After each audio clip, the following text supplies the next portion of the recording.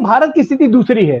भारत में यह मान के चला जाता है कि यहां पर किसान और मजदूर दोनों मिलकर ही क्रांति का नेतृत्व करेंगे। लेकिन क्रांति का नेतृत्व मतलब ये दोनों लोग आंदोलन तो करेंगे, लेकिन असली चीज है राजनीतिक इच्छा की, जिसकी तरफ अपने शैलेंद्र जैनी जी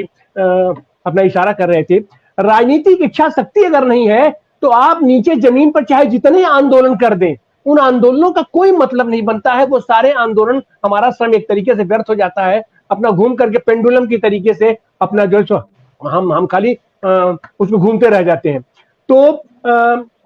हमको याद है 19 जनवरी 1981 को पहली बार मजदूरों ने कॉल दिया था और पूरे देश के सबको कॉल दिया था, पूरे देश को कॉल दिया था और उस पर एकजुटता कायम हुई। और उसके एक लंबे अरसे के बाद कल का यह जो है ये एक तरीके से माइलस्टोन है कि मजदूर और किसान दोनों एक साथ मिल करके और सही माने में मिल करके जो देश की व्यवस्था है, जो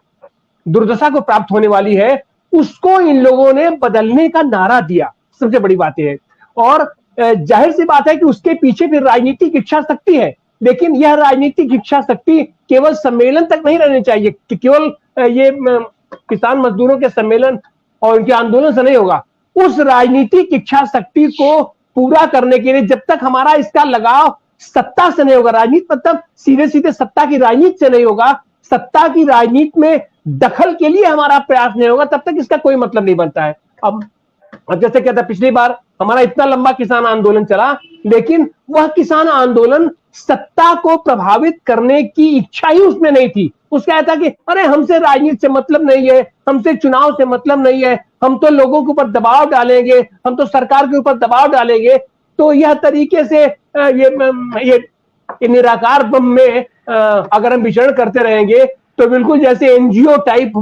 अपना मूवमेंट होता है कि उनका काम होता है बस आंदोलन करते रहना है, लड़ते रहना है। उस हमारे लड़ने का परिणाम हमारा क्या निकलना है, कहां तक हमको पहुंचना है, जब तक वो गोल स्पष्ट नहीं होगा तब तक इससे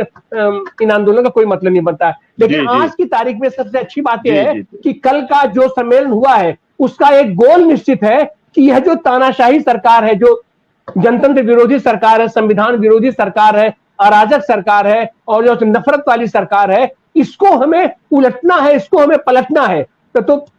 यहां तक तो ठीक है, लेकिन उसको कौन पलटेगा? तो फिर अब इनकी एक दृष्टि टिकी है इंडिया पर, लेकिन इंडिया की स्थिति यह है कि वहां पर इतने सारे दल हैं, सारे दलों में आपस में भी कंट्राडिक्शन है। तो लेकिन उस सबके गोल को जो यह है कि सत्ता तक हम कैसे पहुंचेंगे और आम आदमी की सत्ता हम कैसे स्थापित करेंगे, इसके लिए यह जो किसान मजदूर संगठनों की एकजुटता है, ये अगर पहुंचेगी तो जाहिर सी बात है कि कल का सम्मेलन इस माने में माइलस्टोन बनने जा रहा है या बन सकता है कि हम आने वाले दिनों में जो परिवर्तनकारी राजनीति होने वाली है, सत्ता को प्राप्त करने की राजनीति होने वाली है, उसमें आम आदमी की भागीदारी कैसी हो, आम आदमी के हितों की चर्चा कैसे हो, आम आदमी के हितों के लिए कानून कैसे बने, उनको लागू कैसे कराया जाए और उसको न मानने वालों को दंडित कैसे किया जाए।